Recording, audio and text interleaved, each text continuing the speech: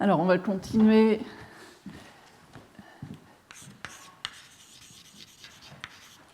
l'exposé des travaux de Joel Friedman pour la convergence spectrale forte du Laplacien d'un graphe régulier aléatoire. C'est ce qui s'appelle la conjecture d'Allen.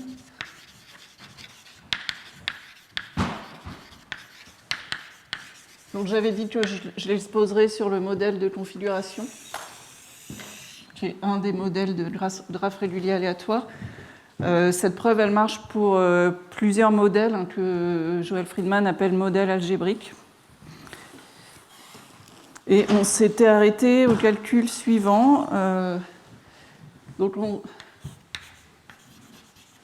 se donne un graphe fini donné avec V sommet et A arrête. Et par un calcul combinatoire, on avait vu que l'espérance, donc pour le modèle de configuration de graphe régulier aléatoire avec grand N sommet, on calcule l'espérance du nombre de copies de gamma.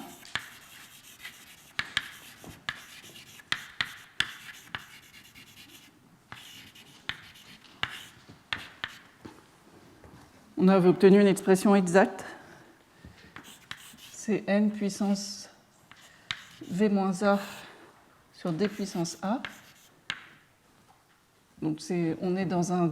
Je vais rappeler, je pense que je ne vais pas pouvoir m'empêcher d'utiliser les deux notations.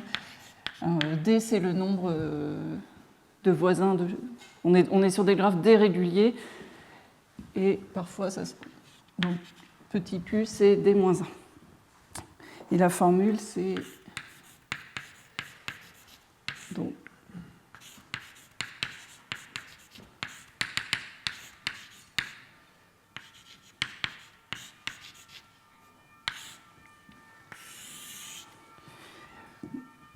c'est une fraction rationnelle en 1 sur n. Ça sera quelque chose qui jouera un rôle important dans la méthode polynomiale que j'exposerai plus tard.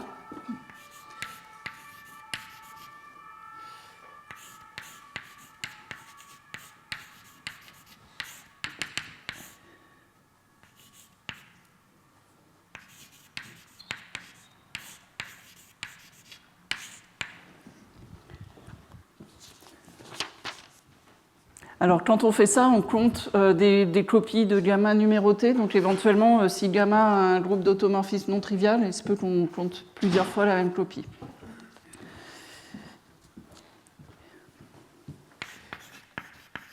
Et donc, on est amené, dans la méthode de Joel Friedman, on est amené à regarder... à chaque fois, on va faire des développements limités en 1 sur n. Et on est amené à faire le développement limité. Alors, on m'avait dit que j'avais peut-être inversé les deux parties de la proposition, ça je ne sais pas, donc je vais recopier quelque chose que je crois correct. Donc pour étudier le numérateur, on est amené à étudier donc le numérateur c'est un polynôme, 1 moins x, 1 moins 2x, 1 moins ax, et quand on le développe en puissance de x,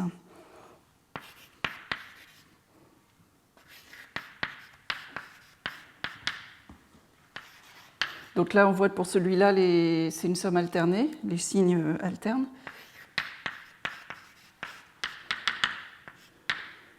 Et ce qui est très important dans la méthode de Friedman, c'est que donc ici petit a c'est un paramètre entier. Et c'est le fait que les coefficients qk de A, c'est un polynôme en A, et de degré 2k.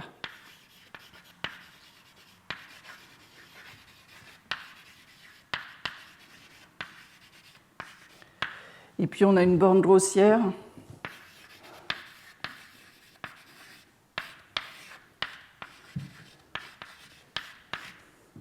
Alors moi, à vrai dire, pour Friedman dit qu'on a une borne factorielle k à puissance 2k. Pour celui-là, en fait, je ne suis même pas sûr qu'on ait... En faisant le calcul, je n'ai pas retrouvé le factoriel, mais on pourrait s'autoriser... Enfin, Pour la méthode de Friedman, en fait, ces coefficients-là n'ont pas beaucoup d'importance. On verra plus tard que c'est pour la méthode polynomiale que c'est important de contrôler les coefficients qui sortent ici. Mais cette borne-là est assez grossière. Mais on ne va pas seulement utiliser la borne supérieure, on va vraiment utiliser le fait que ce soit un polynôme en A. Et puis, si maintenant je regarde h indice A de x, qui est 1 moins i. Alors, on va maintenant. Pardon. Donc, on prend l'autre fonction. Donc, 1 moins x à la puissance moins 1, 1 moins 3x à la puissance moins 1, 1 moins 2a moins 1x à la puissance moins 1. Ça, c'est pour étudier le numérateur. Si je le développe en série entière, donc maintenant, bon, tous les termes sont positifs. Là.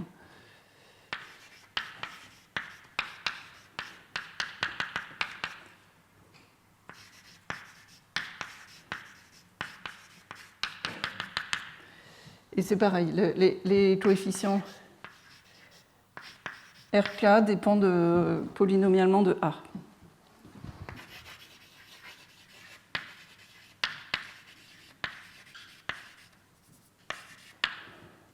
On a aussi des bornes. Donc pour celui-là, il y a réellement, je pense, un factoriel. Et puis si on s'arrête à l'ordre n, tout à l'heure c'était un polynôme, mais là, si on arrête la série entière à l'ordre, on va dire n plus 1,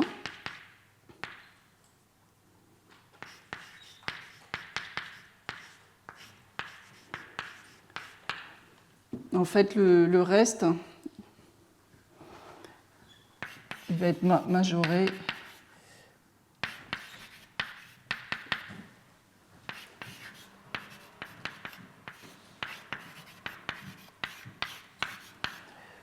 on peut majorer le reste de la même manière.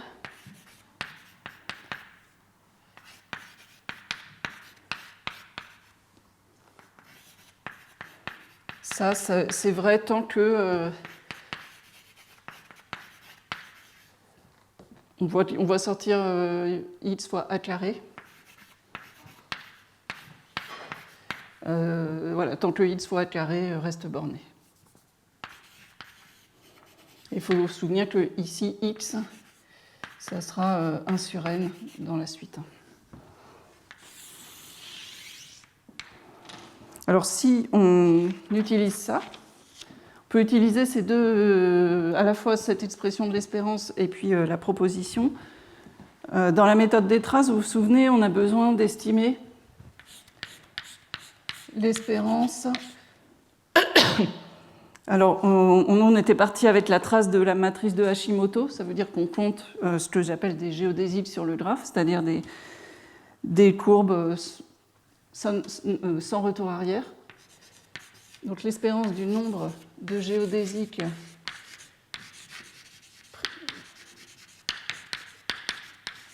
périodiques primitives. Donc on compte des marches sur le graphe. Et puis donc périodique, ça veut dire qu'elle se referme, et primitive, ça veut dire que je vais compter que la plus petite période, ici dans ce calcul, de longueur k.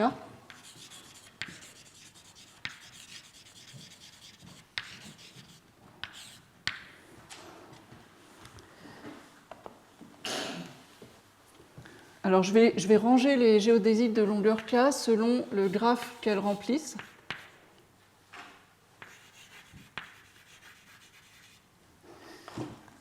Alors ce graphe-là, si je m'arrête à des géodésiques de longueur k, ça va,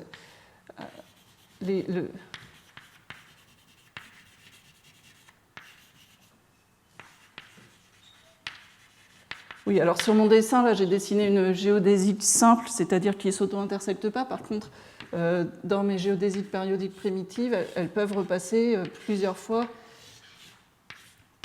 par le même sommet et par la même arête. Donc si ma géodésique, elle a par exemple cet aspect-là, ce que je vais appeler le graphe rempli, c'est simplement, j'oublie le parcours, Donc ça, c'est la géodésique, que je vais avoir tendance à les noter gamma. Et le graphe rempli, c'est juste, je regarde le graphe visité par la géodésique, mais j'oublie l'information sur le parcours suivi par la géodésique. Par exemple, elle aurait pu tourner 2 fois là avant de revenir. Ça, j'oublie toute cette information.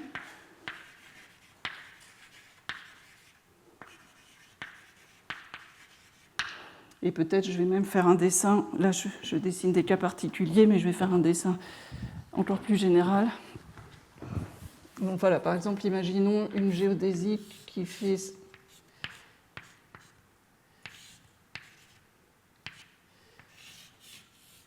Donc là, il y a une arête, là il y a 3 arêtes, et là par exemple 2.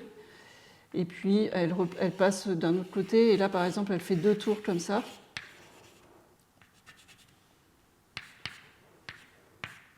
Donc dans le graphe rempli, j'oublie le chemin parcouru par la géodésique, mais par contre je me souviens quand même du nombre d'arêtes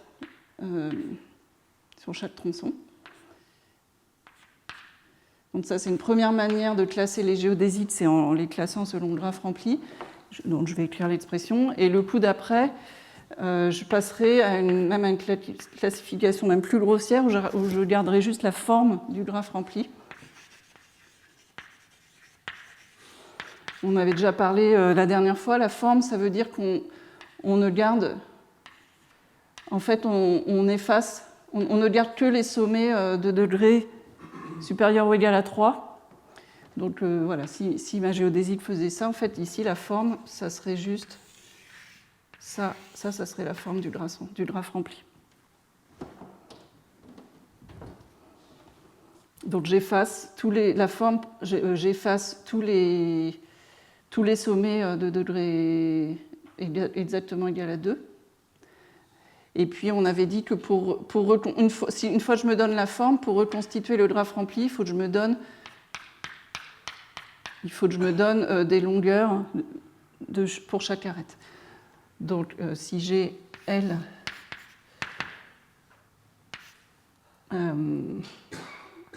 si j'ai une application qui à chaque arête de F associe un entier,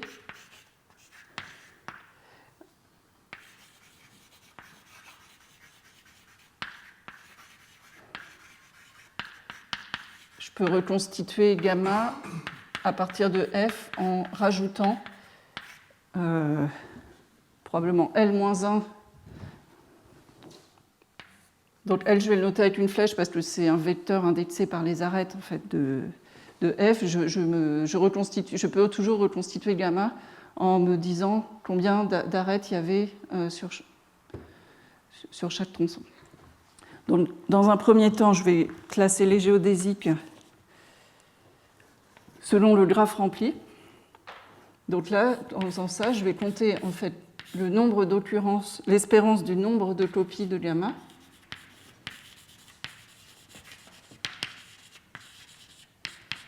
Quand je fais ça, comme j'ai dit, il y a probablement un facteur combinatoire qui sort, qui dépend du groupe d'automorphisme de gamma, puisque là, dans cette définition, je comptais des graphes avec numérotation. Et ça se retrouve ensuite multiplié par le nombre de géodésiques primitives périodiques de longueur K tracées sur gamma.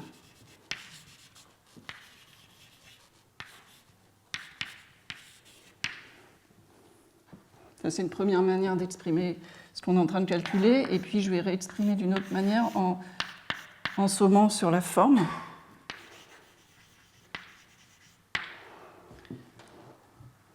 Donc, c'est pareil. Il y a un coefficient combinatoire qui dépend uniquement de la forme du graphe, la forme de F.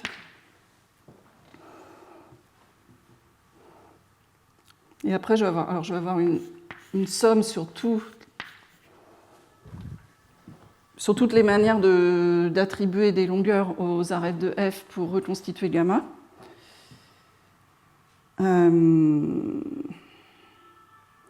Donc là, je vais avoir l'espérance du nombre de copie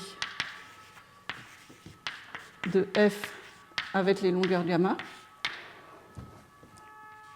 Et puis après, je vais avoir un autre terme qui compte les géodésiques. Et alors, quand j'ai une géodésique gamma, oui, donc si je regarde, je vais refaire le dessin là, si je regarde la forme f et que je regarde ma géodésique de départ, j'ai une application qui a gamma associe un autre vecteur d'entier qui dit combien de fois la géodésique passe sur chaque tronçon. Donc par exemple, si j'étais partie d'un exemple où je faisais ça et puis par exemple 2 fois le tour, donc ici je vais avoir m qui vaut 1, qui dit que je passe ma géodésique passe une fois sur ce tronçon, et ici j'attribue le coefficient 2 pour dire que ma géodésique passe 2 fois sur ce tronçon.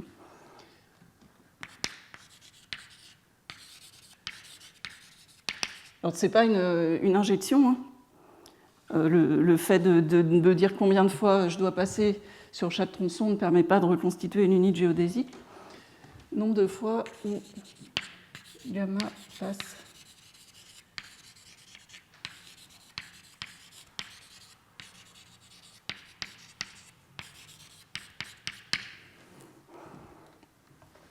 donc je vais faire aussi une somme sur m.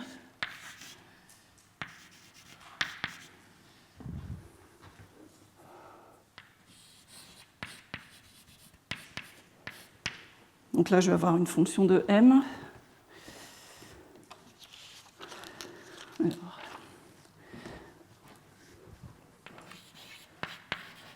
Alors, j'ai dit que justement, c'était pas l'application qui a gamma associe cette collection d'anti-m, c'est pas une injection, parce que même si je me dis que, par exemple, même si je me donne combien de fois je dois passer sur chaque bout, il y a encore l'ordre dans lequel je les visite qui est important, et donc G2m, c'est justement le nombre.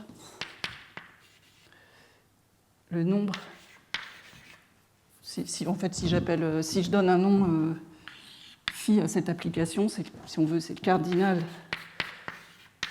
de phi-1 de m, c'est-à-dire c'est le nombre de géodésiques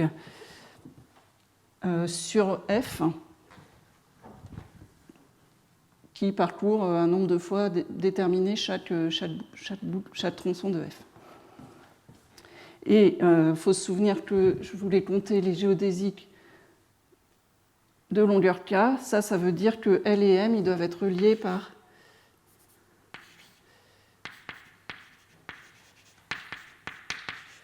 je vais noter ça avec une notation de produit scalaire. La longueur finale de la géodésique, la longueur de gamma, ça va être somme des LJ, MJ.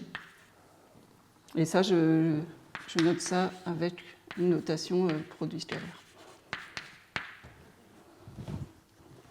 Une fois que je me suis dit quelle était la longueur de chaque combien d'arêtes comportait chaque tronçon et combien de fois la géodésique devait passer, la longueur de la géodésique, c'est L scalaire M. Donc voilà l'expression avec laquelle on travaille. Et c'est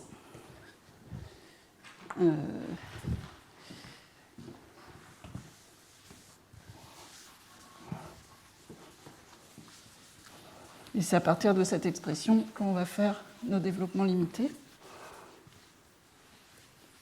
Ah, quelque chose que j'ai oublié de dire, il y avait on en avait déjà parlé la dernière fois, il y avait ce coefficient V-A, n puissance V-A. On avait dit que le rang cyclique. Alors le rang cyclique de gamma, c'est le même que le rang cyclique de la forme de gamma, et c'est, que j'écrive les choses avec le bon signe, c'est A moins V plus 1.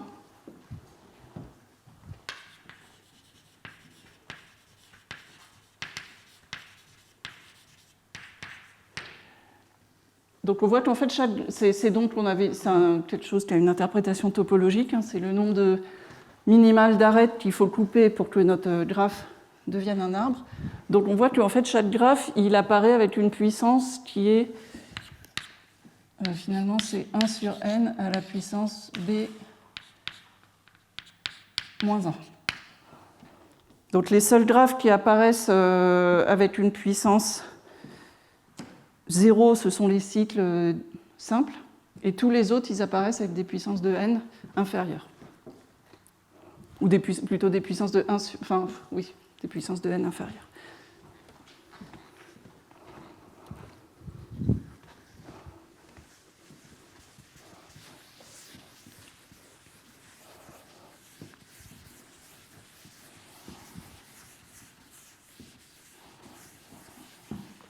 Alors maintenant, voilà, je vais injecter dans cette expression exacte, je vais injecter les développements limités que je viens d'effacer.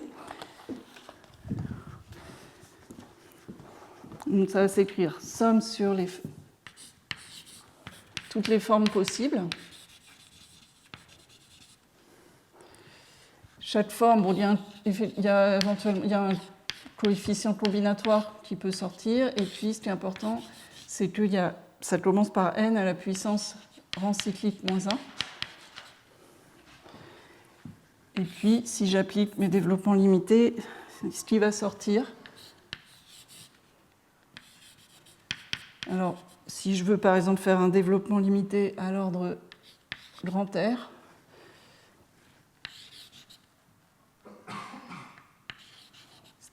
ce qui sort là, c'est mes fameux polynômes.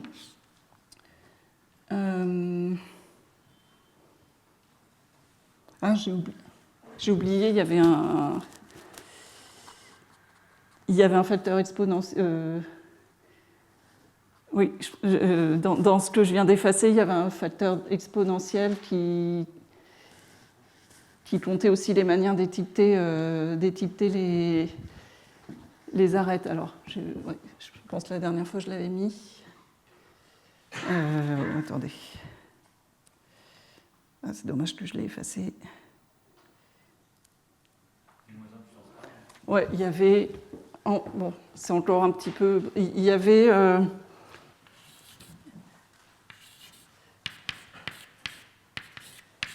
il y avait un facteur comme ça qui se rajoutait, qui compte en fait les manières d'étiqueter les arêtes du graphe. Alors ce d puissance A, là, en fait, il s'annule avec celui qui était tout à l'heure, donc en fait, il reste que d-1 puissance A. Bon, désolé. Donc ce qui sort à la fin, c'est...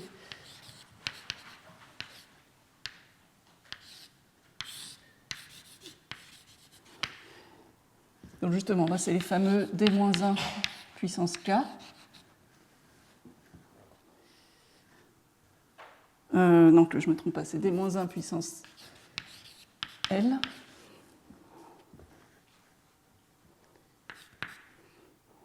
Il y a le reste.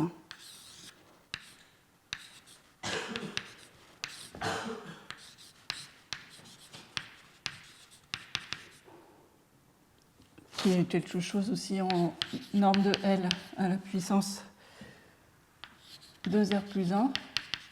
Et toujours le d-1 puissance taille de L. Donc ça, c'est ce que j'obtiens en appliquant mes développements limités à cette expression-là. Et puis tout ça est multiplié par G de M.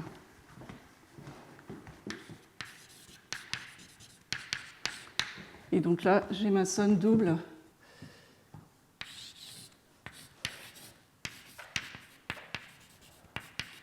C'est une somme double sur L. Alors, mes notations, bon, je vais l'appeler R. Voilà.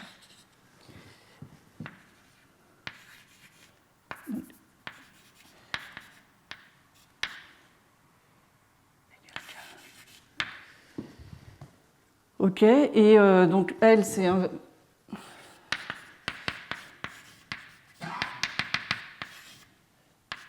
L, c'est une connexion de longueur, et donc ce que j'appelle la norme de L, c'est la somme, c'est L1 plus Ln.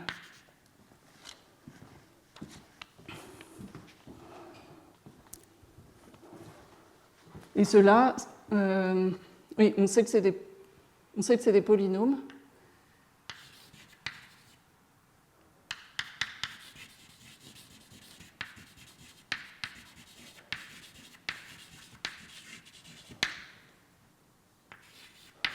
de degré de R. Et a priori, alors qu'est-ce qu'on peut dire sur G puissance M? C'est quelque chose, ça compte...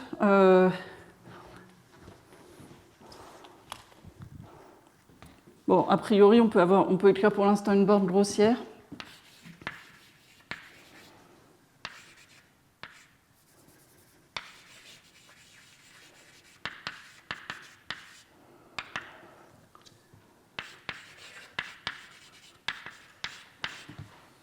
G puissance M, c'est plus petit que le nombre de géodésiques de longueur M sur la forme F.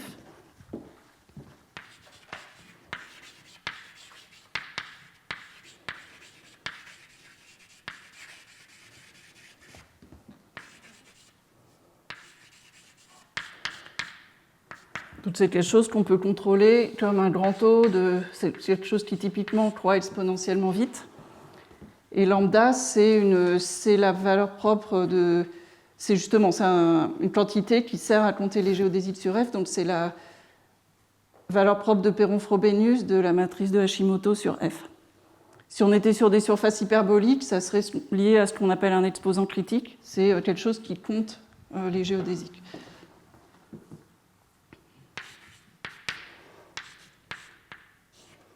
Donc lambda, c'est la valeur propre de Perron-Frobenius, la valeur propre dominante.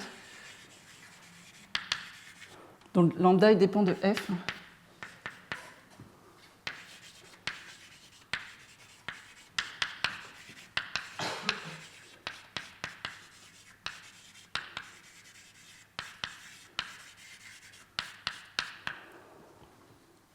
Alors, comme on regarde que des graphes réguliers, a priori, on peut toujours dire que lambda F, il est toujours plus petit que D-1. Mais si on utilise cette borne, on va obtenir des choses trop grossières. Donc il va falloir vraiment faire attention à optimiser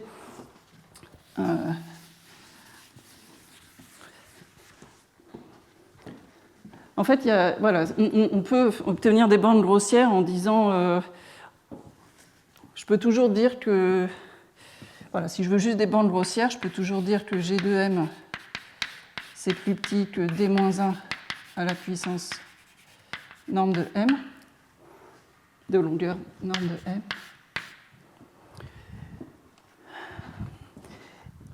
Et puis, je peux aussi dire...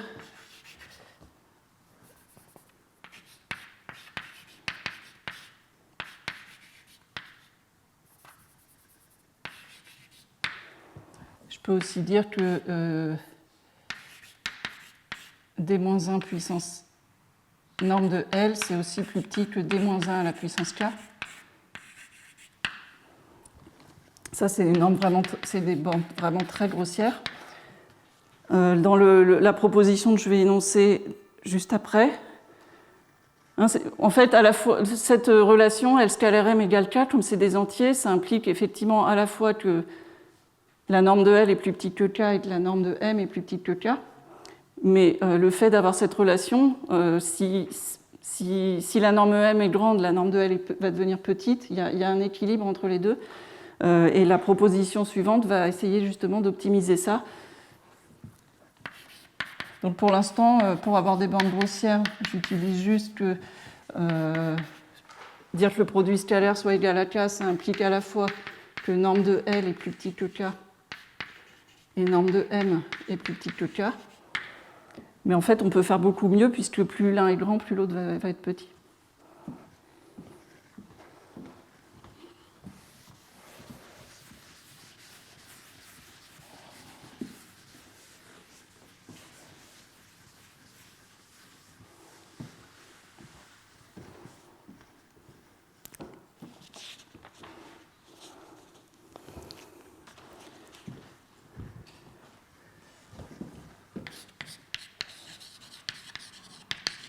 Donc là, je suis la présentation de Friedman et Kohler, en fait.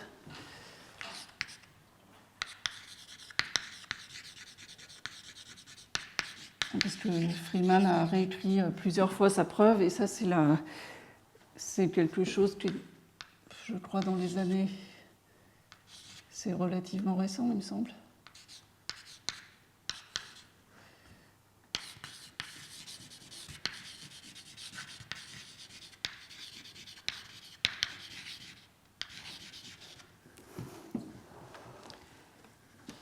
Alors, là, on va voir, bon, je trouve que c'est quelque chose d'assez caractéristique du style de Friedman, c'est qu'il a des super idées et il leur donne des noms, je l'ai déjà dit plusieurs fois et je lui ai déjà dit, il leur donne des noms qui ne donnent pas envie de regarder. Et donc là, par exemple, la proposition suivante, il appelle ça dot convolution.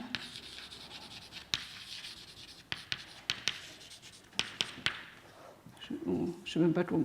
La convolution point. Donc on se donne deux fonctions f, g définies à plusieurs variables, à n variables, qui peuvent être à valeur complexe.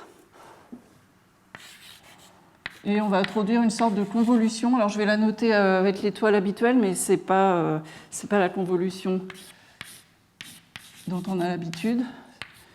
C'est justement la dot convolution.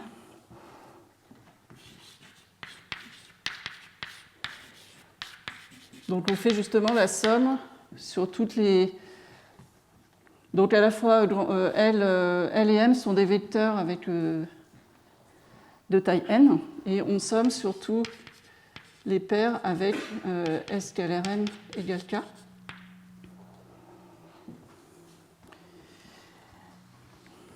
Et nous, ce qu'on sait, c'est que la fonction L, elle a une forme particulière. À chaque fois, c'est un polynôme fois une exponentielle. Et c'est ça que Friedman appelle une fonction polyexponentielle. Enfin, il a une définition générale. On peut l'écrire sous forme plus générale.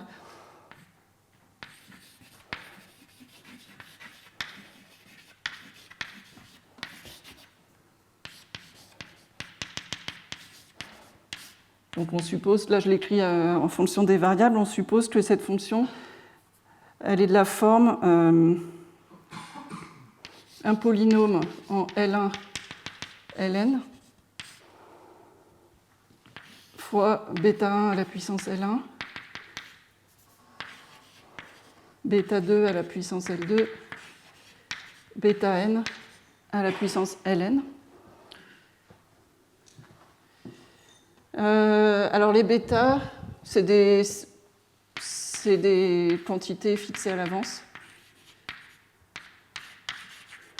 Alors dans notre cas, et on va supposer qu'ils sont tous plus petits que... on va appeler bêta une norme commune. Et puis dans notre cas, les bêta j, c'est simplement d-1. Mais la raison pour laquelle... ici on voit d-1, c'est la valeur propre triviale de la matrice de Hashimoto, c'est la valeur propre qu'on va vouloir éliminer. Cette formulation plus générale, elle est adaptée, par exemple, si on veut prendre le modèle de revêtement aléatoire d'un graphe régulier. Pour ceux qui ont déjà regardé le modèle de revêtement aléatoire, il n'y a pas seulement la valeur propre triviale qu'on veut éliminer, mais il y a toutes les anciennes valeurs, toutes les valeurs propres du graphe de base. Et on va prendre, pour les bêta j, on va prendre les valeurs propres du graphe de base. Mais ici, en fait, voilà, les bêta j, ce sont les valeurs propres un peu triviales dont on veut à un moment se débarrasser.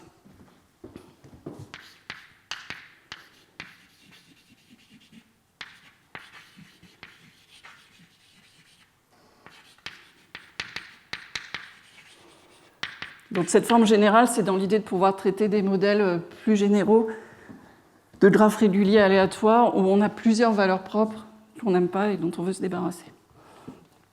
Donc on suppose qu'on a une fonction qui est de la forme polynôme fois exponentielle. Et puis G de M, on suppose qu'on a une borne de la forme max de G de M avec somme des MI égale grand M, qui est plus petit qu'un certain ρ plus epsilon à la puissance m, pour tout epsilon. Donc on a juste une borne comme ça exponentielle a priori. Le ρ ici, ça va être le lambda f. Alors,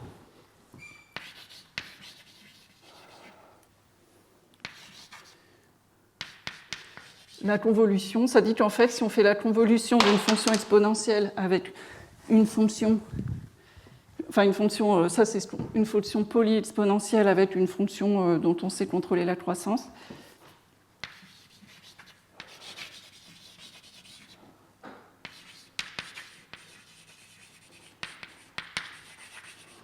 ça c'est ce qu'on appelle polyexponentielle.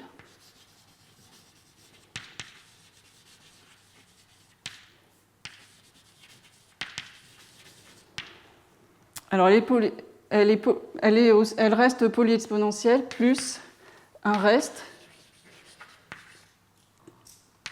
en grand O de ρ' plus epsilon. Alors, il ne faut pas que je me trompe dans les variables, c'est puissance K. Non.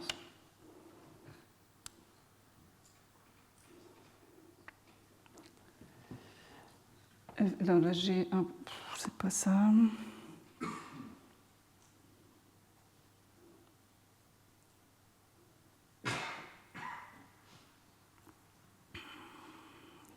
J'ai un problème avec mon nombre de variables.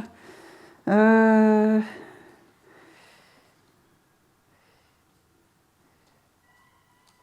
pense que l'énoncé, oui, parce que celle-là, c'est une fonction d'une seule variable.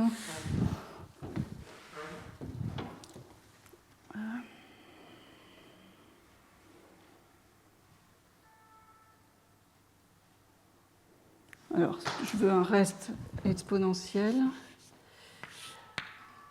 Et du coup, alors, je ne sais pas quel va être l'énoncé. Je vais vouloir.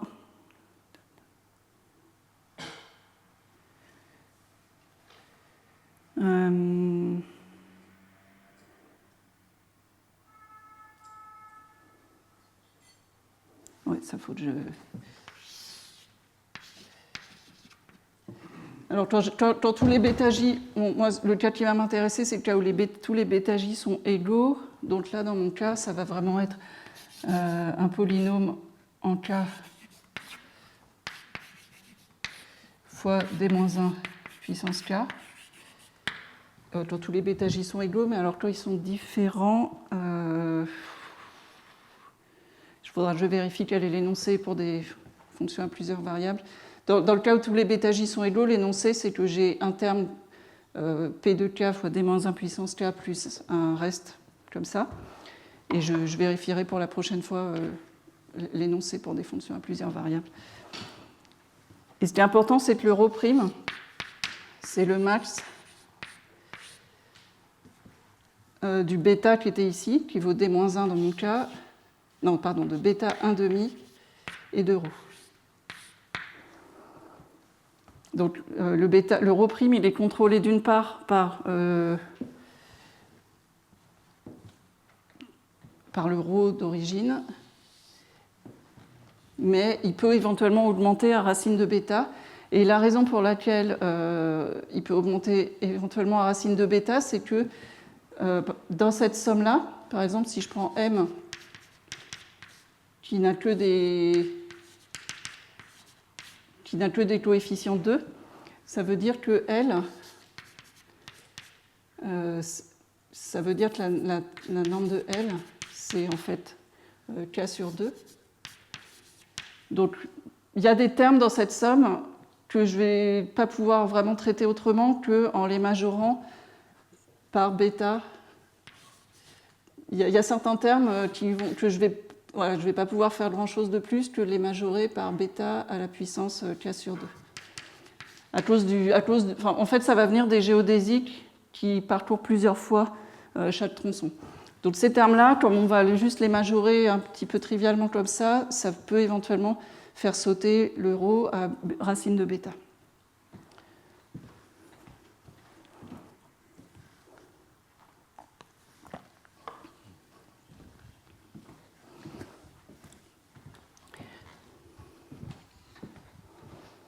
Alors je ne fais pas la preuve, hein, c'est des manipulations un petit peu habituelles, enfin il faut quand même les faire dans le bon ordre, mais sur les convolutions. Le mot dot, je vais demander pourquoi ça s'appelait dot convolution, c'est parce qu'ici il y a un point. Donc dot, ça veut dire point. Et puis, on va utiliser une version qu'il appelle certified. Certified.convolution, c'est qu'on peut éventuellement mettre une contrainte de plus. Non, le certified, je vais demander en plus que L soit plus grand que xi. Donc on se fixe un vecteur xi.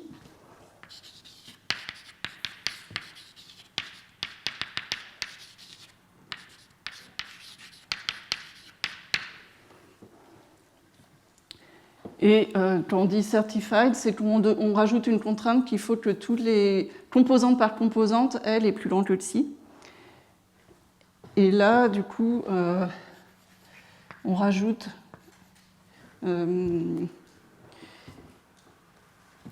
oui, dans la version un peu plus générale, au lieu de demander que la somme des MI soit égale à 1, on va demander que xi scalaire M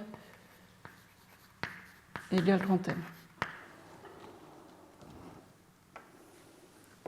Donc là encore, le certified, ça veut dire cette contrainte. Et pour l'instant, je ne dis pas comment on utilise ça, mais bon, ça va venir dans un moment. Je vais l'effacer.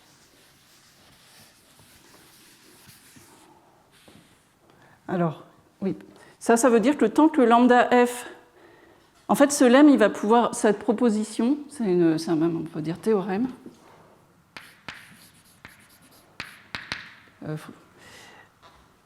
En fait, ce théorème, il va s'appliquer tant que lambda f est plus petit que racine de d-1.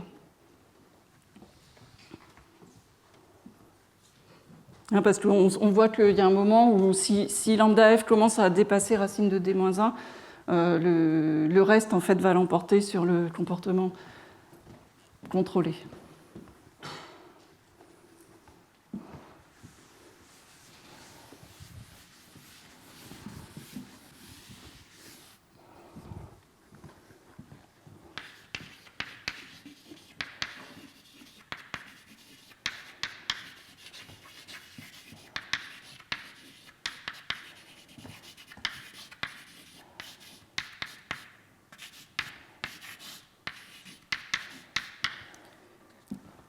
Alors, vous allez me dire, des formes de graphes, il y en a beaucoup. Comment on fait pour garder seulement celle avec une valeur propre valeur propre de Perron-Frobenius plus petite que racine de d-1? Mais il y a une chose qui est sûre, c'est que voilà, si on veut faire le développement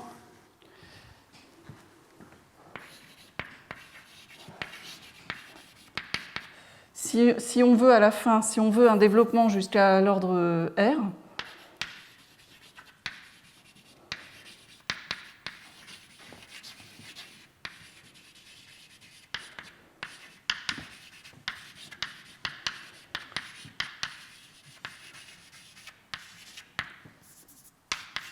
si on veut faire un développement jusqu'à l'ordre grand R, on a besoin que des formes dont le rang cyclique est plus petit que R plus 1.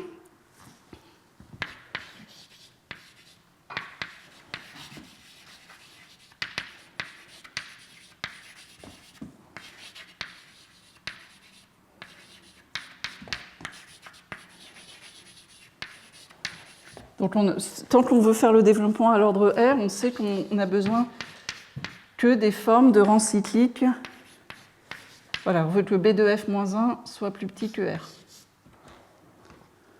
Et parmi celles-ci, en fait, celles qui ont la plus grande valeur, si je me donne le rang cyclique, il y a une remarque simple, mais très maligne, qui est que si je me donne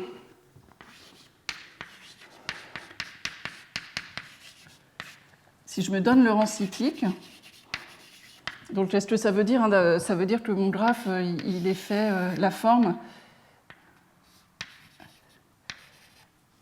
elle est faite d'un certain nombre de cycles. Alors en général, je pourrais avoir éventuellement des petits arbres qui se baladent, mais la manière dont les graphes sont construits, comme ça doit être des graphes qui sont visités par des géodésiques, j'ai jamais ces petits 1. Donc ça par exemple, c'est rang cyclique 3, par exemple. Si je me fixe le rang cyclique, eh ben la forme qui a la plus grande valeur de Perron-Frobenius, c'est le bouclier de cercle.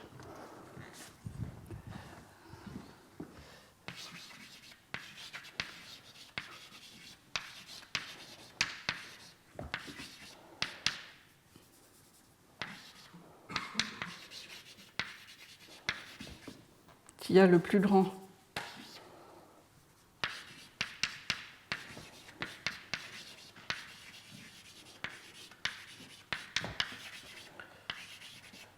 Donc, par exemple, un rang cyclique égale à 3, cette forme-là, je peux dire a priori qu'elle a une plus petite valeur de Perron-Frobenius que le bouclier de 3 cercles. Le bouclier de B cercles. Pourquoi ? Parce que alors, la valeur propre de Perron-Frobenius, elle compte, elle apparaît quand on regarde la fonction de comptage des géodésiques de longueur donnée. Et par exemple, si ma forme elle a une arête comme ça, je peux toujours la contracter en un seul sommet. Et dans ce cas-là, je vais diminuer la longueur de toutes les géodésiques. Donc, en fait, quand je vois dans la forme, en fait, quand je vois par exemple deux cycles qui partagent une arête, si je la contracte comme ça, je diminue la longueur de toutes les géodésiques fermées, donc j'augmente la fonction de comptage des géodésiques, donc je ne peux qu'augmenter la valeur propre de Perron-Frobenius. Il y a une propriété en fait de monotonicité de la valeur propre de Perron-Frobenius quand on supprime des arêtes. Et puis de la même manière, si je ne fais pas une preuve tout à fait formelle, mais par exemple, si ma forme elle est comme ça, je peux toujours supprimer cette arête et fusionner, contracter cette arête en un point. Et ça diminue la longueur de toutes les géodésiques fermées, donc ça augmente la fonction de comptage, donc ça augmente la valeur propre de Perron-Frobenius.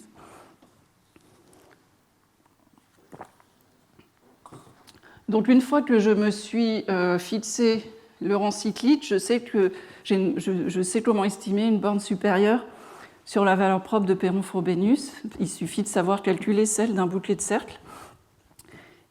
Et pour un bouclier de cercle, si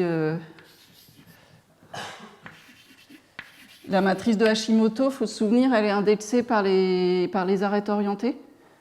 Donc c'est une matrice 2B fois 2B.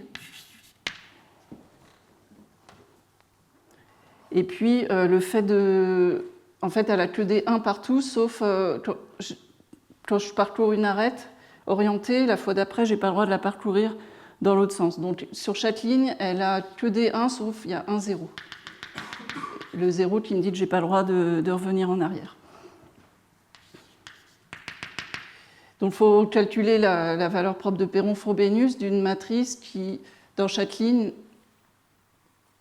a 2b-1 et un 0. Et donc, celle-là, c'est facile. C'est, donc le lambda du bouclier de cercle, c'est 2b-1.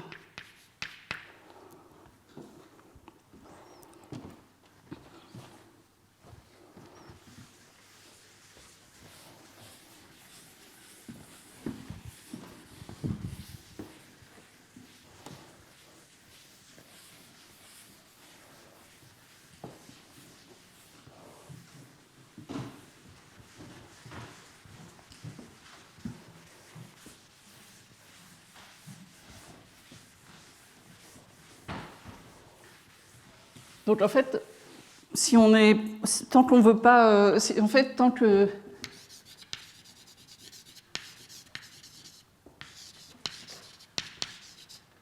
le 2b-1 plus petit que racine de d-1, on peut appliquer le théorème.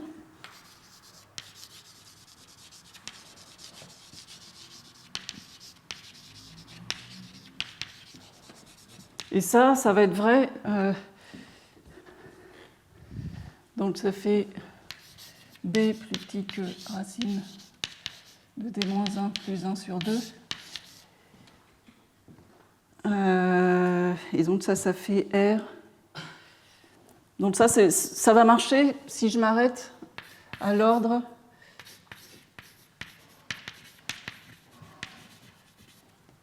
R plus petit que racine de D-1 moins 1 sur 2. Donc je sais que jusqu'à un certain ordre, et en fait plus D est grand, plus j'ai des chances d'aller loin. Il y a jusqu'à un certain ordre, en fait, je peux appliquer le théorème et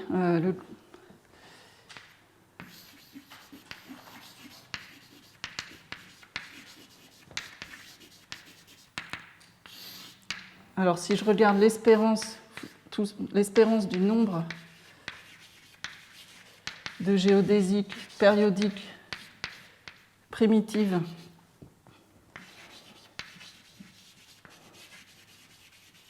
de longueur K, ça a un développement à tout ordre. Je vais peut-être...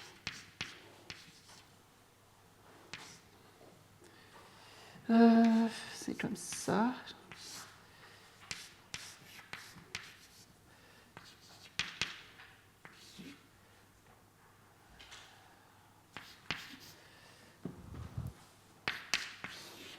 Alors les restes, on va pouvoir les borner en D-1 à la puissance K, K puissance 2, R plus 1 sur N à la puissance R plus 1. Donc ça, on peut le faire à tout ordre, de faire un développement limité, et puis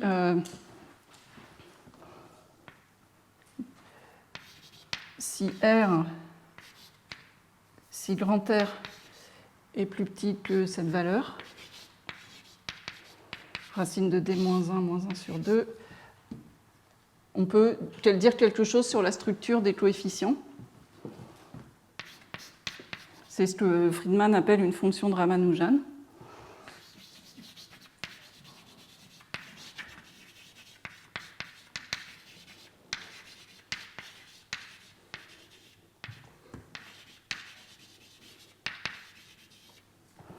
Ça, ce que ça veut dire, c'est que FR de K, en fait, c'est un polynôme en K. On peut même dire ici qu'il est de degré plus petit que 2R, fois D-1 à la puissance K, plus grand O de D-1 plus epsilon à la puissance K sur 2. En fait, si on avait travaillé un tout petit peu plus, au lieu de mettre plus epsilon, on aurait pu même mettre un polynôme devant. Donc jusqu'à un certain ordre, en fait, on peut dire que les coefficients qui apparaissent dans les développements asymptotiques du nombre de géodésiques périodiques, ce sont des fonctions de Ramanujan.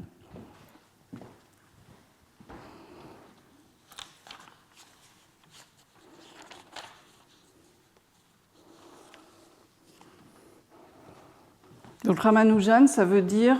Il y a un premier terme qui est... Non seulement on sait qu'il est exponentiel en K, mais on sait vraiment que devant l'exponentiel, c'est exactement un polynôme. Et puis, il y a un terme de reste qui est toujours exponentiel, mais avec une chute l'exposant est divisé par 2.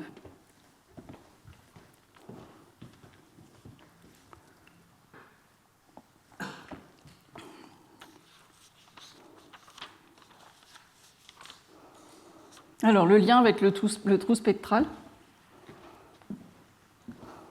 Alors, le lien, c'est la formule des traces, puisque là, on a quelque chose qui nous contrôle le nombre des géodésiques périodiques. Ça, on a vu que c'était en lien avec la trace de la matrice de Hashimoto, et donc c'est en lien avec les valeurs propres du graphe.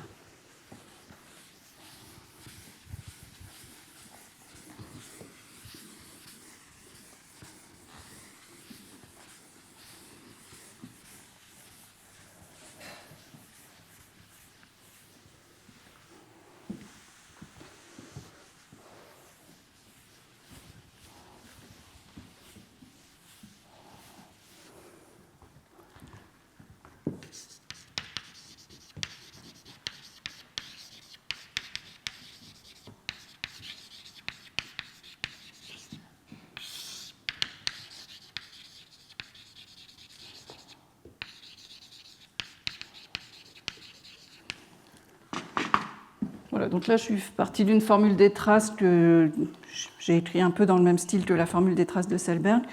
Je me souviens des notations. Donc on part d'une fonction test phi définie sur z, on va la prendre paire. Et phi chapeau, c'était somme. Alors là, voilà, c'est quand on fait de l'analyse harmonique, bon, Q c'est D-1, c'est un petit. Et on va faire phi chapeau de S. Je vais faire somme des Q puissance ISL phi de L. Donc c'est une sorte de série de Fourier. En fait, si phi elle va être à support borné.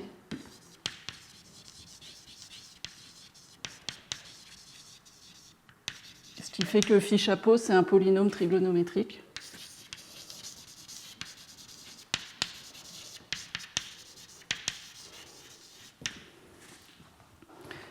Et alors, je vais essayer. La formule des traces, elle dit que si on prend les valeurs propres de la matrice d'adjacence de notre graphe régulier,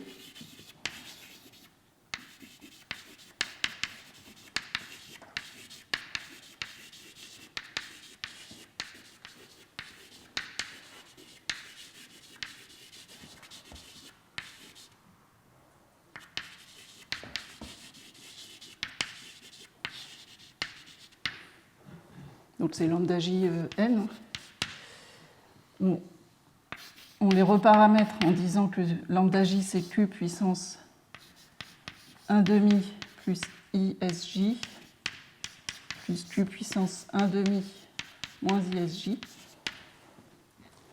Et la formule des traces, c'est somme des phi chapeaux de sj.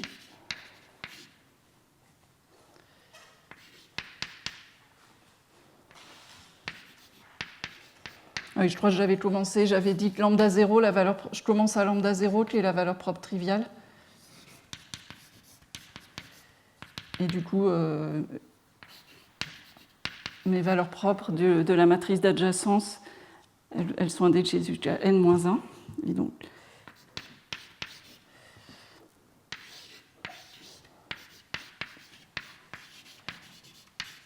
alors le terme dominant, c'était une intégrale de phi chapeau fois une certaine mesure absolument continue par rapport à la mesure de Lebesgue, qui est on peut appeler ça la densité d'état intégré ou la mesure de Plancherel sur l'arbre infini régulier. Donc ça, c'est le comportement dominant pour les mesures spectrales.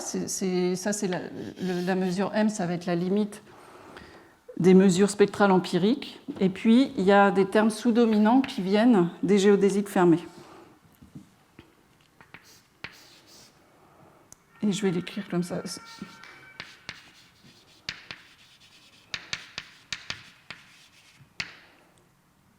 Donc, il y a toutes les géodésiques périodiques primitives. Et par contre, elles peuvent apparaître. Là, je n'utilise pas tout à fait la même notation que la dernière fois.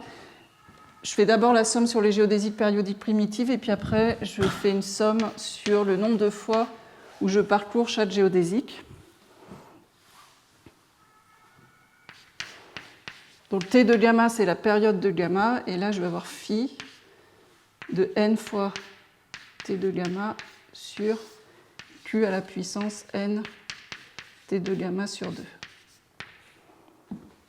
Donc ça, c'est une relation qui est vraie pour tout graphe, c'est déterministe, et on veut prendre l'espérance de ça.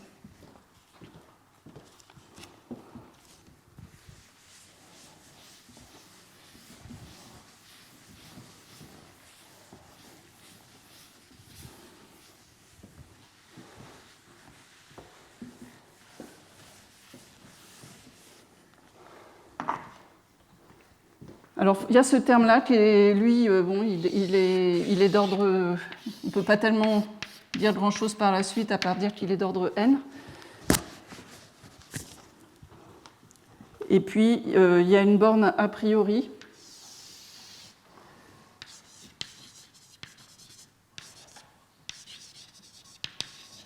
qui est aussi une borne déterministe. C'est que si on est sur un graphe, alors n c'est le nombre de sommets. Si on est sur un graphe régulier à n sommets, le nombre des géodésiques périodiques primitives de longueur plus petit que L, il y a toujours une borne uniforme qui dit que ça croît en Q puissance L, et puis si on veut une constante uniforme, ici on peut mettre grand N.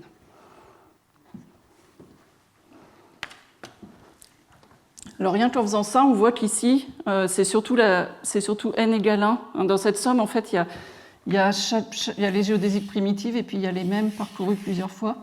On voit qu'à partir de n plus grand que 2, l'exponentielle là qui est au dénominateur, elle va compenser celle-là. Ce qui fait que la somme sur les géodésiques non primitives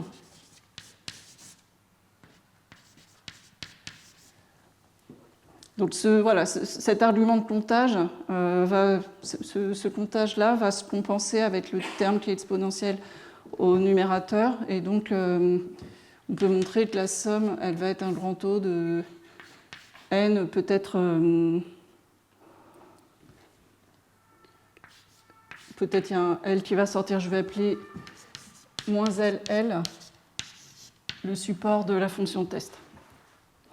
Donc ça, c'est pour dire que en fait, les géodésiques non primitives, elles ne vont pas trop nous embêter. On peut de toute façon on peut les mettre avec ce terme en grand taux de n, c'est le terme n égale 1 qui nous intéresse.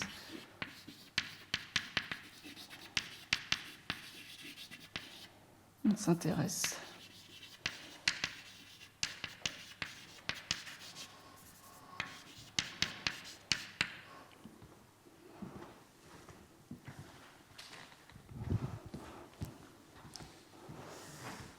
Donc on va prendre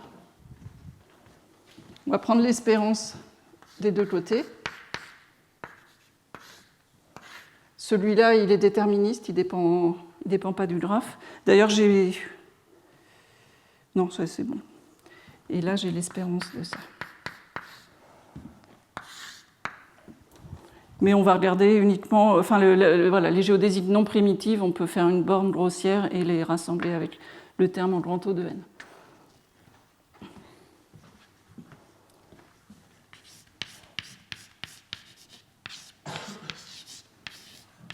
Donc la somme sur les gamma périodiques primitives de T de gamma phi de T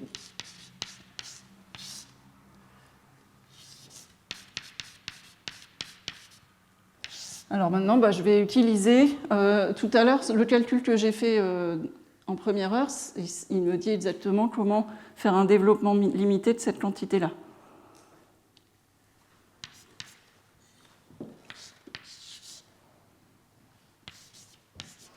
Donc, il y a une somme sur L.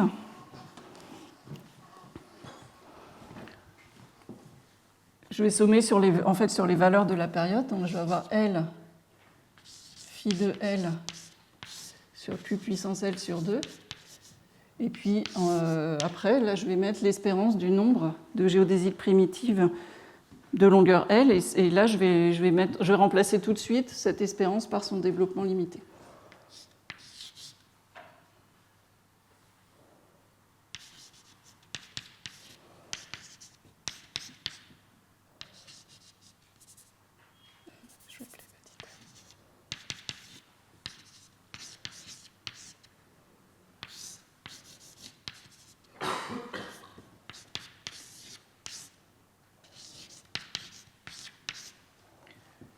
Je vais un petit peu enlever tous les termes sous exponentiels. Là, ça fait L sur 2. Et en fait, voilà, je sais que... Voilà,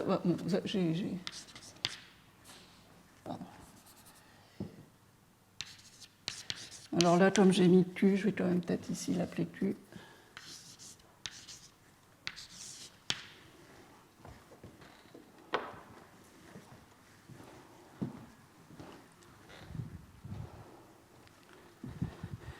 Alors, supposons qu'on sache que les fonctions fr soient des fonctions de Ramanujan.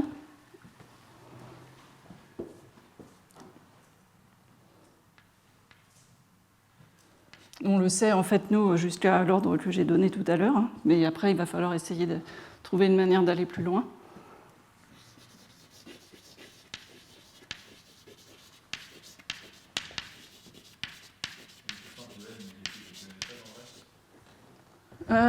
Puissance de L.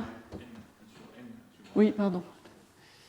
Oui, là j'ai du R, j'ai du N puissance R plus 1. Et puis là j'aurai L puissance 2R plus 1, on va dire. Ça va comme ça, j'ai rien oublié.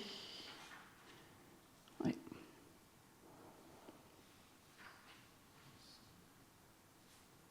Alors peut-être, oui.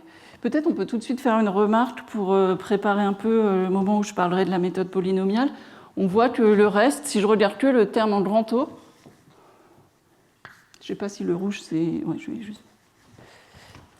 Là je fais juste une petite parenthèse, mais qui est pour déjà voir ce qui se passe avec cette méthode.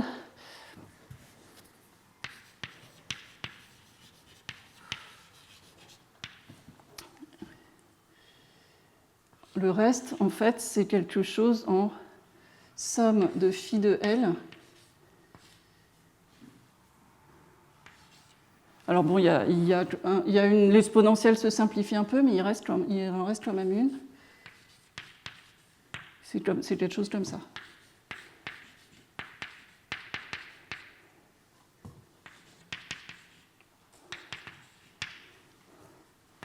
Si je veux majorer le reste, en fait, il va se majorer comme ça.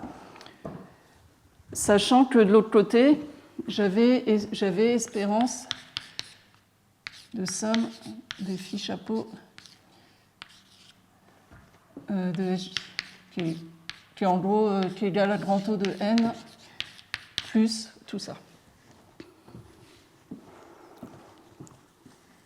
Alors, du côté spectral, ma fonction test, c'est phi chapeau. Et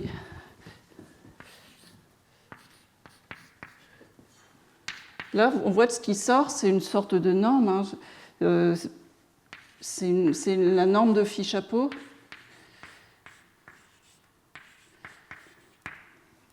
Donc cette application-là, c'est une norme sur les polynômes trigonométriques.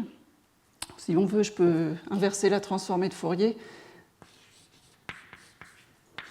Hein, si j'appelle phi chapeau égale h, donc ce qui m'intéresse là, c'est la fonction test du côté spectral.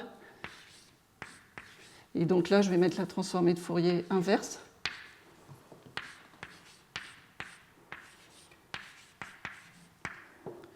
Donc là, c'est une norme sur les polynômes trigaux.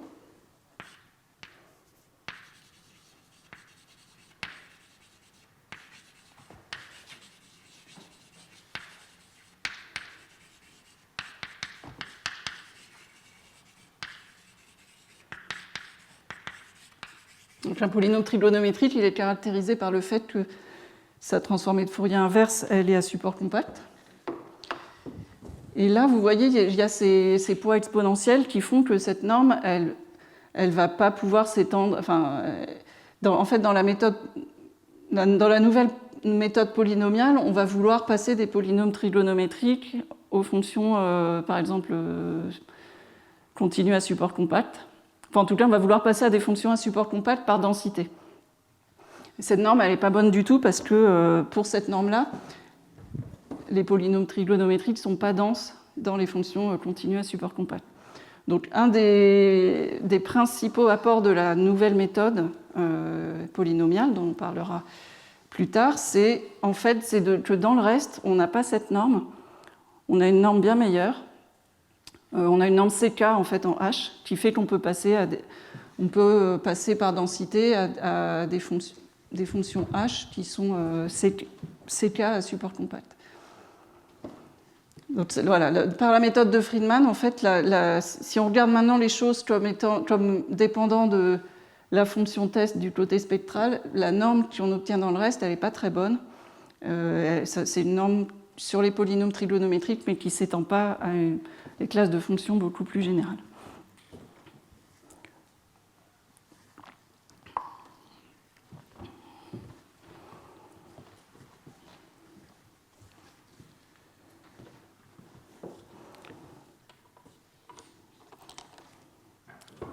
Alors, dans la méthode de Friedman, ce n'est pas très grave, mais par contre, on va utiliser de manière judicieuse ce qu'on sait sur la structure des coefficients.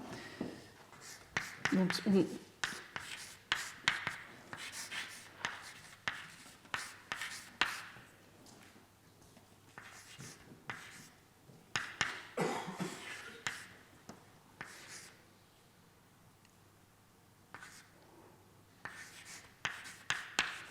voilà, la méthode de Friedman, elle nous dit qu'au moins jusqu'à un certain ordre, les polynômes, les coefficients, ils ont cette propriété de Ramanujan. Alors, et tout ça est redivisé par le 1 sur q puissance L sur 2 qui apparaissait dans la formule des traces. Donc celui-ci va se simplifier avec celui-là. Et il va rester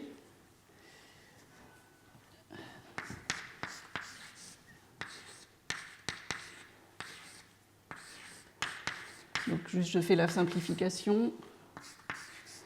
Il va rester P puissance 2R de L Q puissance L sur 2.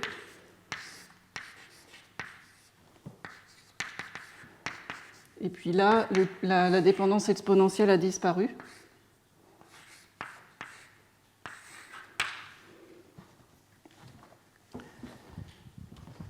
Donc,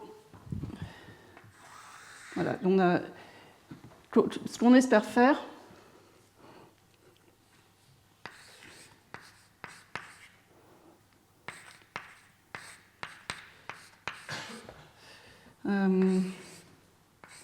j'ai réécrit la définition de la transformée de Fourier qui est probablement encore écrite.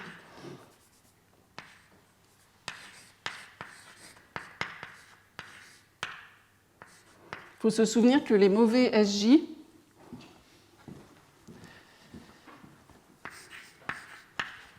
dire que lambda J est plus grand que 2 racines de Q, ça équivaut à dire que SJ est imaginaire pur. Donc les mauvais SJ, les valeurs propres qu'on veut éliminer, elles correspondent à des SJ qui ne sont pas réels, qui font que là, en fait, dans la transformée de Fourier, ce qu'on voit apparaître, c'est des fonctions exponentielles et non pas des fonctions trigonométriques. Donc ça, c'est toujours plus grand. Je vais prendre aussi ma fonction test, dont je la prends paire à support borné, et je la prends positive aussi.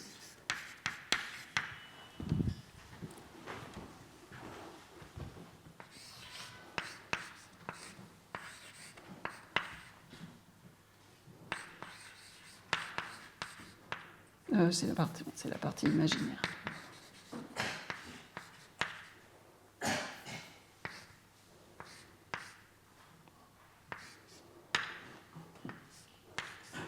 Donc les mauvaises valeurs propres, elles donnent lieu à des phi chapeaux de SJ qui croissent exponentiellement vite en grand L, où grand L, c'était la taille du support de la fonction test phi. Donc le jeu, ça va être de prendre L qui tend vers l'infini,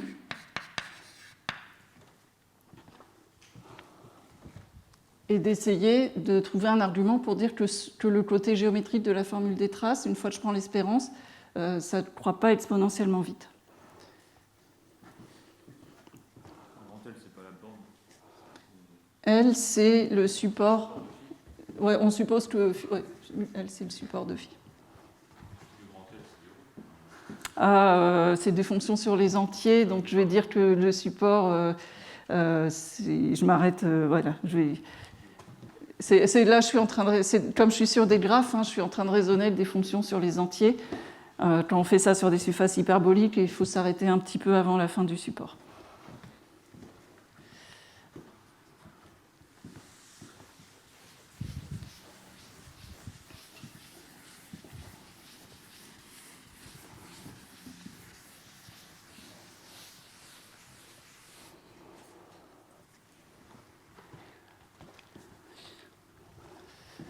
Alors, ce qu'on va vouloir utiliser, c'est que l'espérance de somme des phi chapeau de SJ est plus grande que phi de L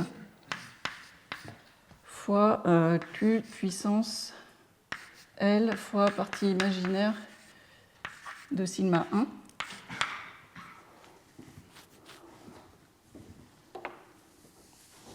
Sigma 1, c'est S1. S1, c'est celui qui correspond à la première valeur propre non triviale.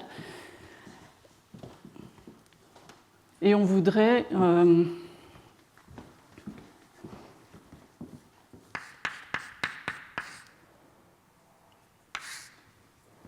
donc ça va être plus grand que phi de L, Q puissance L epsilon 0 fois la probabilité que partie imaginaire de S1 soit plus grande que epsilon 0.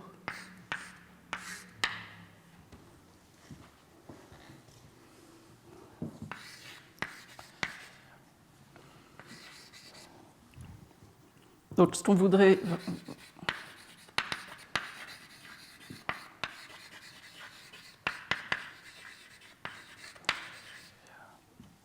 Donc, comme nous, notre but, peut-être j'aurais dû rappeler, on voudrait montrer que cette probabilité tend vers 0.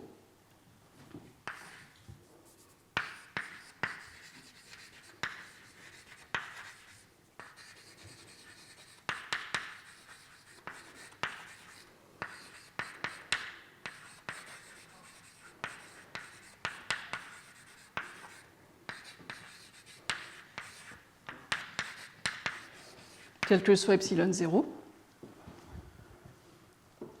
Donc l'espoir, ça serait de montrer que ce terme qui porte sur toutes les géodésiques est sous-exponentiel en grand L.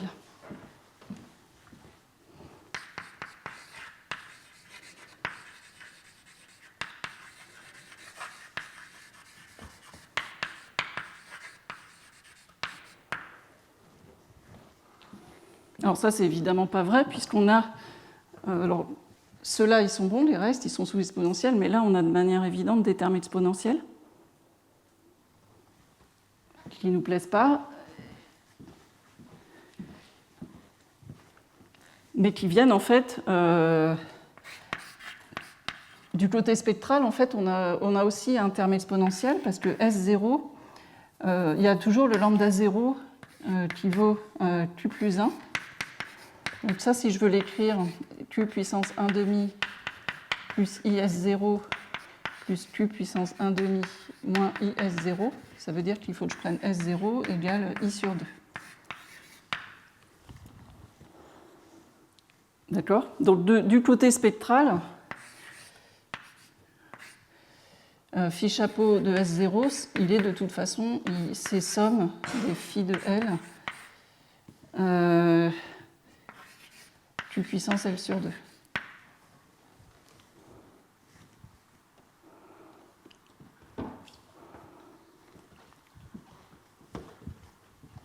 Donc finalement, des deux côtés, des deux côtés, il y a des termes en Q puissance L sur 2. À la fois du côté des géodésiques périodiques, il y a ce terme-là qui apparaît dans les fonctions de Ramanujan. Et du côté spectral, il y a un terme qui est exponentiel qui vient de la valeur propre triviale. Donc il faut, dans les deux cas, s'en débarrasser. Et l'idée, c'est faire un choix judicieux de la fonction test.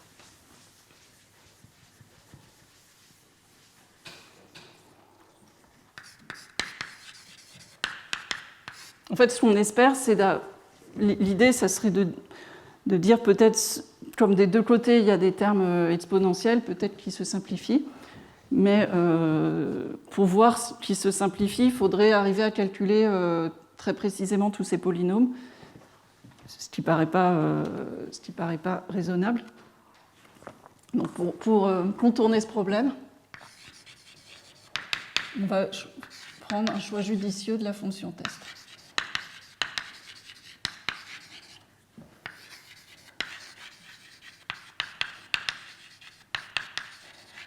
Et ça, c'est l'étape qui, dans les travaux de Friedman, s'appelle sidestepping lemma.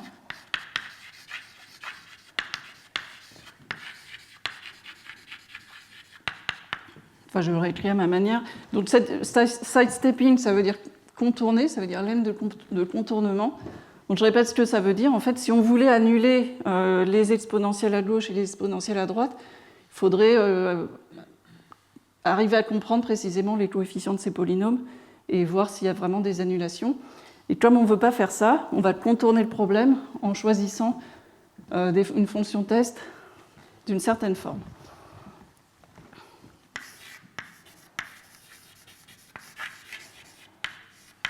En fait, je vais remplacer phi par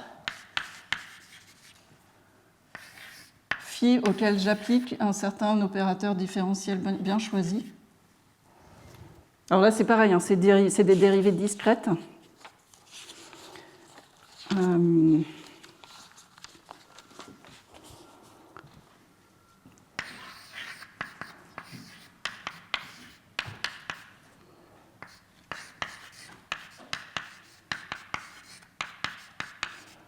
Alors, ce que j'appelle D, c'est la dérivée discrète sur Z. On a affaire à des fonctions sur Z. Donc, D phi en L, c'est phi. C'est même pas. C'est plutôt. Je devrais peut-être plutôt l'appeler A et A étoile, parce que c'est plutôt. C'est pas des dérivées.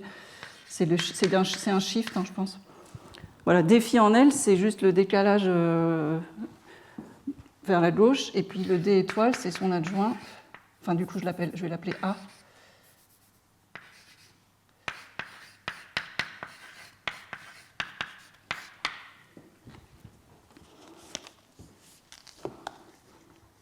Donc ça ressemble un peu à un Laplacien discret.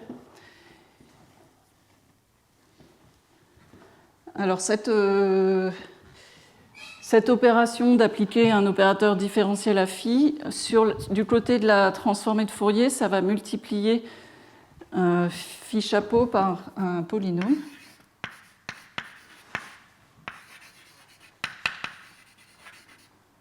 Alors ça devient Q puissance IS plus Q puissance moins IS moins Q1,5 moins Q puissance moins 1,5 à la puissance M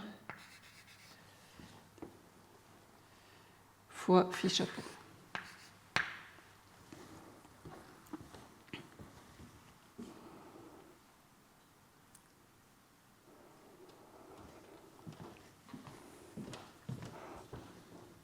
Alors vous voyez, si je fais du côté spectral, en fait, oui, je vais.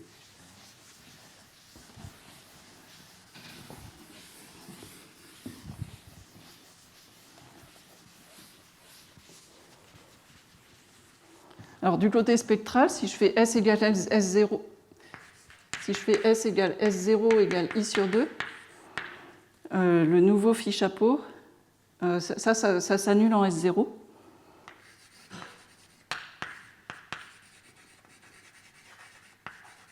Donc du côté spectral, la valeur propre triviale a disparu. Et puis du côté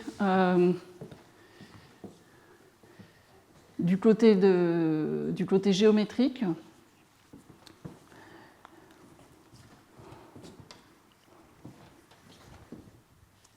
donc là je vais remplacer phi par phi auquel j'applique cet opérateur différentiel à une certaine puissance.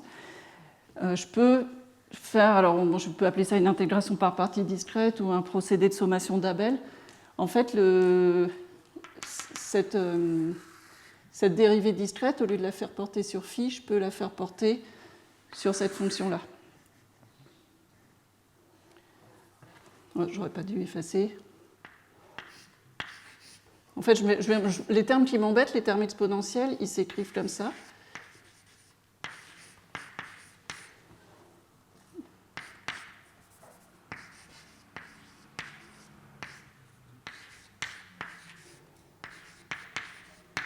Voilà, ça c'est les termes qui m'embêtent dans la.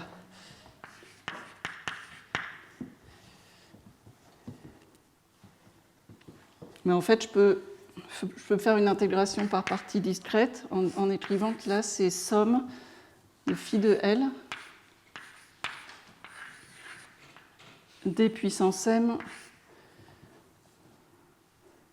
de L, P2R de L, Q puissance L sur 2. Alors, il faut voir, c'est des fonctions qui sont définies que sur Z+.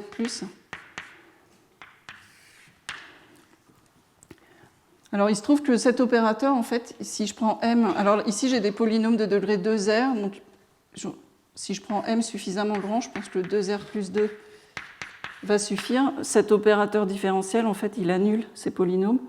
Et il y a des termes de bord qui sortent à cause du fait que ma fonction, elle commence que en 0. Mais donc, les termes de bord qui sortent, c'est...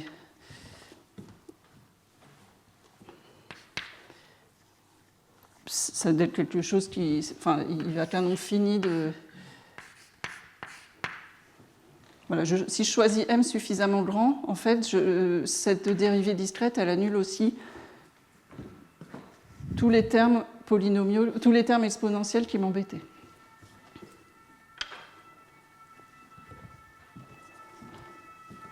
Donc ça, c'est l'idée, c'est une des idées maîtresses de Friedman. C'est de choisir la fonction test de manière à tuer des deux côtés, pour deux raisons différentes, les termes polynomiaux, les termes exponentiels.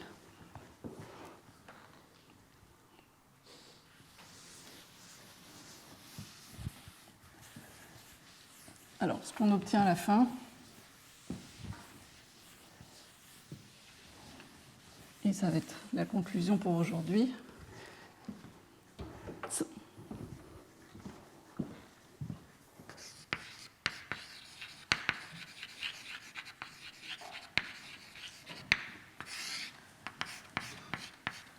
Donc l'espérance de somme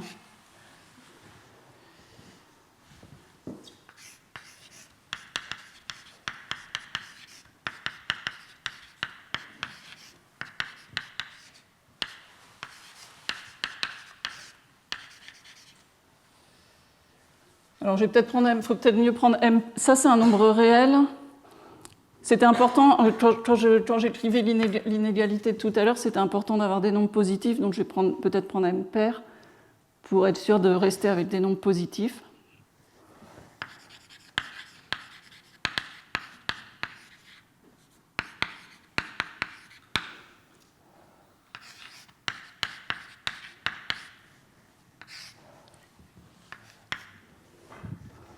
Alors je fais cette intégration par partie un petit peu rapidement, mais ce qui reste,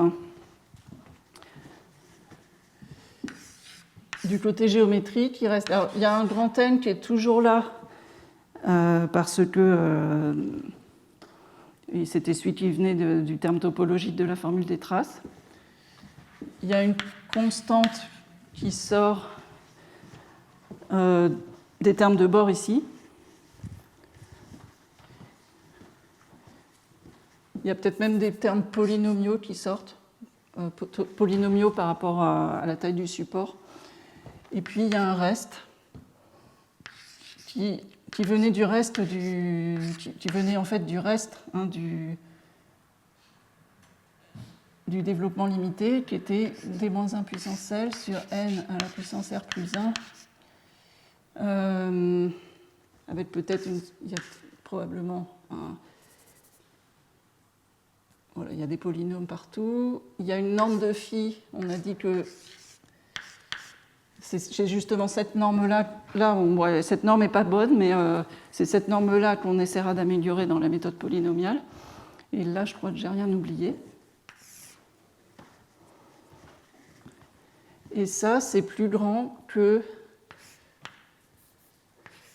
Q puissance epsilon 0 à la puissance L, probabilité que sigma 1 soit plus grand que epsilon 0. Pardon, S1. Enfin, la partie imagine, oui, c'est ça.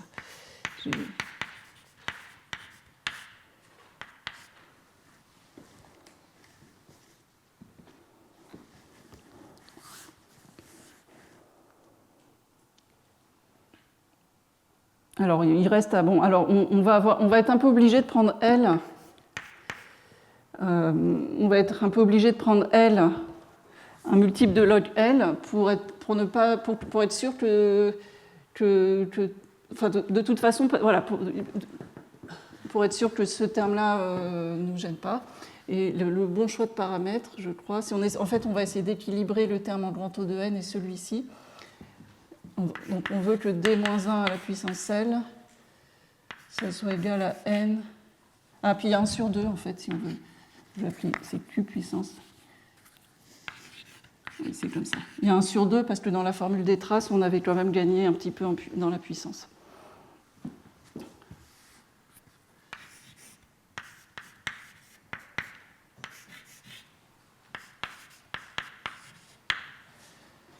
On va choisir L comme ça. Donc ça veut dire que L, c'est 2R plus 4, le log de n en base Q.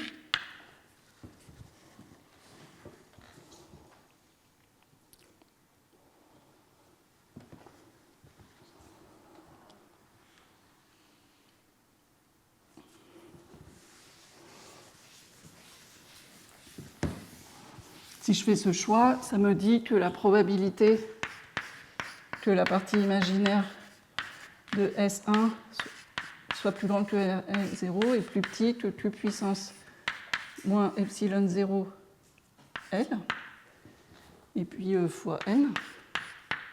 Il y a peut-être des puissances qui se promènent. Donc déjà, on voit que... alors... Oui, il faut... L, bon, je vais quand même l'écrire. Ça va faire du...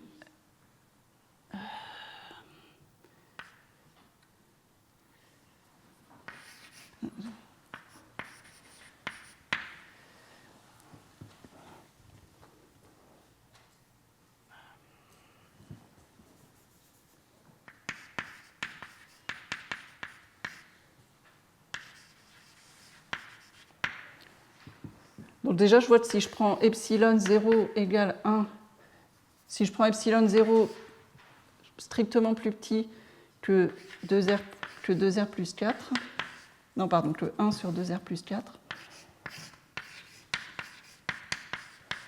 ça va tendre vers 0. Donc on voit déjà qu'à partir du moment où on sait faire marcher la méthode de Friedman jusqu'au rang R, ça nous donne un trou spectral, mais qui est déterminé par le R. Et le R, donc ça c'est ce qu'avait fait Friedman en 91.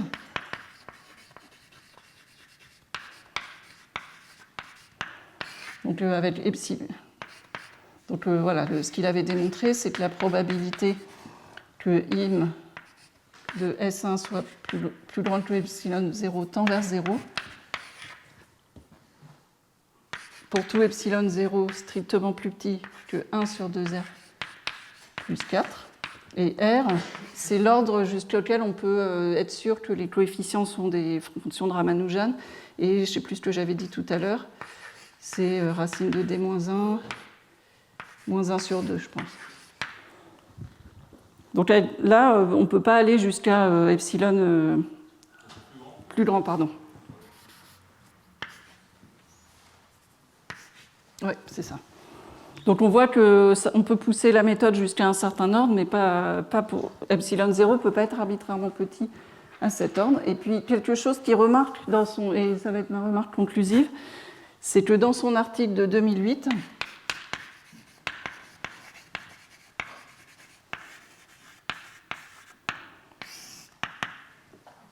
c'est que, en fait, il remarque aussi que la méthode ne peut pas marcher telle qu'elle pour des R arbitrairement grands.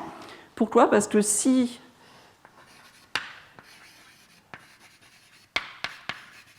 la méthode marchait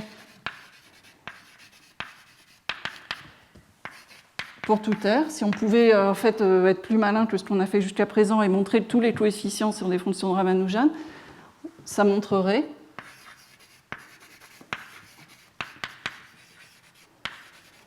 en fait que la probabilité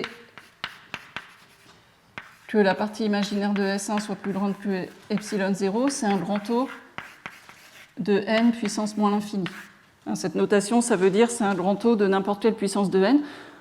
Pourquoi? Parce qu'à epsilon 0 fixé, ici, je pourrais prendre R arbitrairement grand.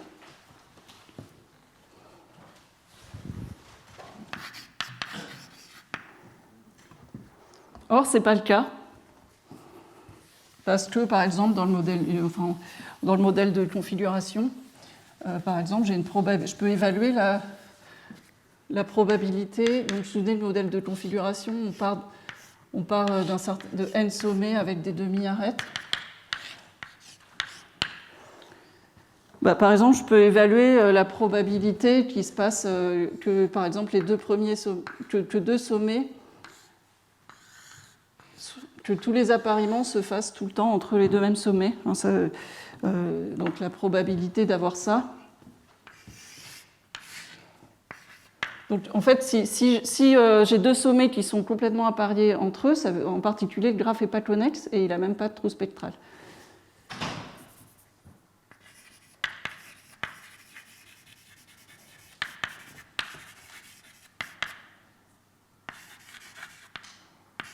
Ils sont complètement appariés entre eux.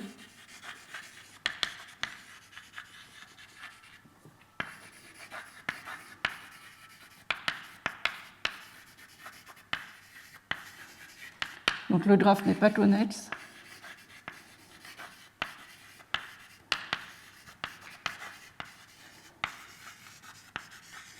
Et si le graphe n'est pas connexe, en fait, on a lambda 1 égale lambda 0. Ça veut dire que S1 égale S0 égale I sur 2.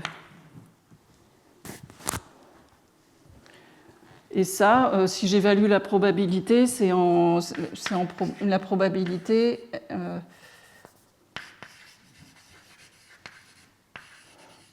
c'est en n puissance. Là, en fin d'heure, je ne vais peut-être pas vous trouver la bonne puissance, mais c'est en n en une certaine puissance. Ça tend vers 0, mais ce n'est pas en grand O de n infini. Là, par exemple, là, ça va, le rang cyclique, c'est c'est peut-être D-1. Enfin, l'événement là. Enfin, c'est une certaine puissance qui est escalée, mais qui n'est pas en grand O de n infini. Donc ça montre que la méthode qu'on a faite marcher jusqu'à un certain grand R, elle va pas. Il y a forcément un moment, il y a forcément un des coefficients qui n'est pas une fonction de Ramanujan.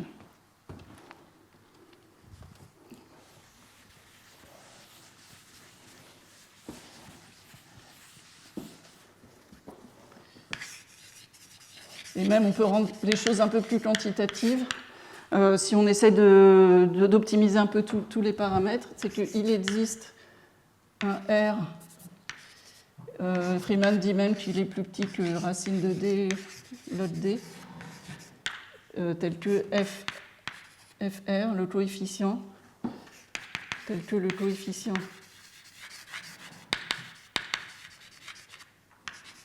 n'est pas une fonction de Ramanujan.